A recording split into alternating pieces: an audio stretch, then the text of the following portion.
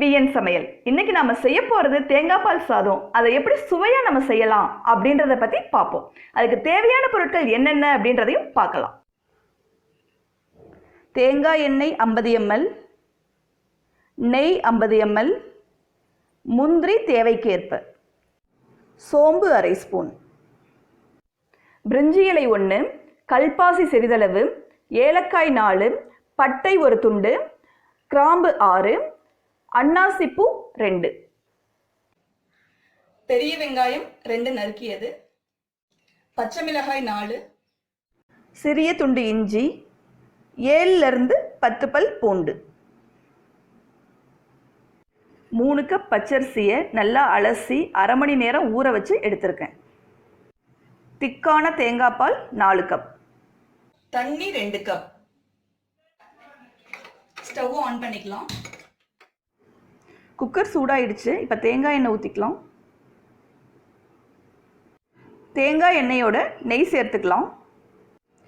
எண்ணெய் சூடாயிடுச்சு. இப்போ நம்ம தாளிக்கு எடுத்து வச்சிருக்க பொருட்களை ஒன்று ஒன்றா சேர்த்துக்கலாம்.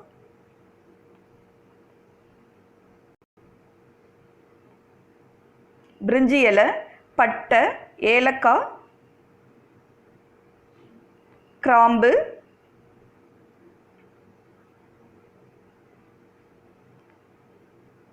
அன்னாசிப்பூ, கல்பாசி,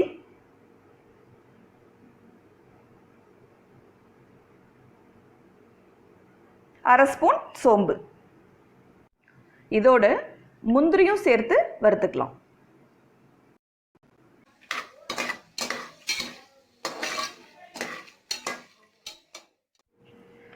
எல்லா பொருட்களும் நல்லா பொரிஞ்சிடுச்சு. இதோட பச்சை மிளகாயை சேர்த்துக்கலாம்.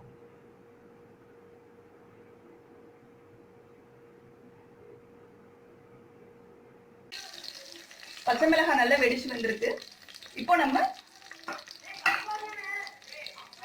நறுக்கி வச்சிருக்க வெங்காயத்தை சேர்த்துக்கலாம்.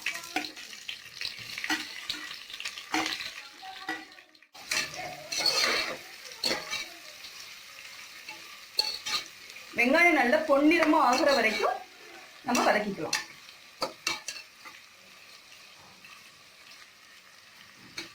இப்படி செய்யறப்போ டேஸ்ட் நல்லா இருக்கும். வெங்காயம் சீக்கிரம் வதங்குறதுக்கு நம்ம உப்பு சேர்த்து வதக்கிக்கலாம்.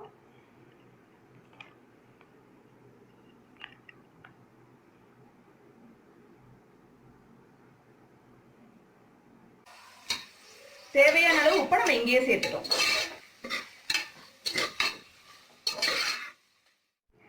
வெங்காயம் பாதி அளவு வதங்கி இருக்கு. இப்போ தட்டி வச்சிருக்க இஞ்சி பூண்டை சேர்த்துக்கலாம். இஞ்சி பூண்டை நைஸாக அரைக்க தேவையில்லை. இந்த மாதிரி செய்யறப்ப அதோட சுவை இன்னும் நல்லா இருக்கும்.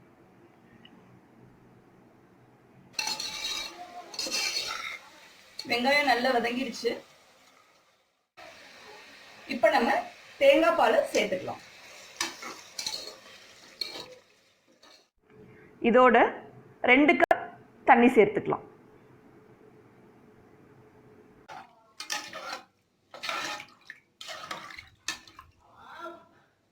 தண்ணி கொஞ்சம் கொதி வரட்டும்.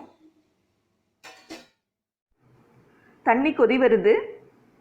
இப்போ நம்ம அரிசியை சேர்த்துக்கலாம்.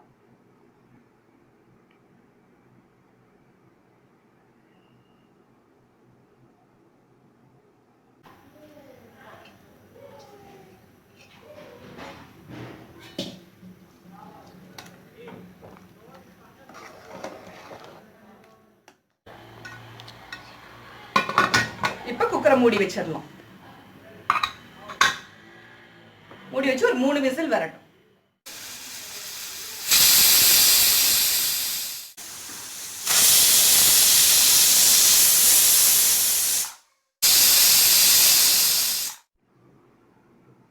மூணு விசில் வந்துருச்சு.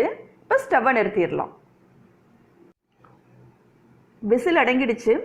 இப்போ தேங்காய் பால் சாதம் எப்படி இருக்குன்னு நம்ம திறந்து பார்க்கலாம்.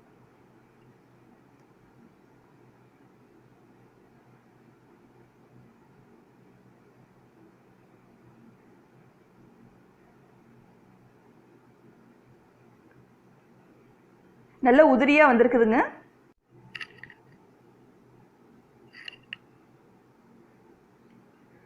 தேங்காய் எண்ணெயோட வாசனை ரொம்ப நல்லா இருக்குது.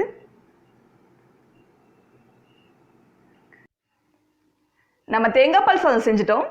வாங்க டேஸ்ட் பண்ணி பார்க்கலாம்.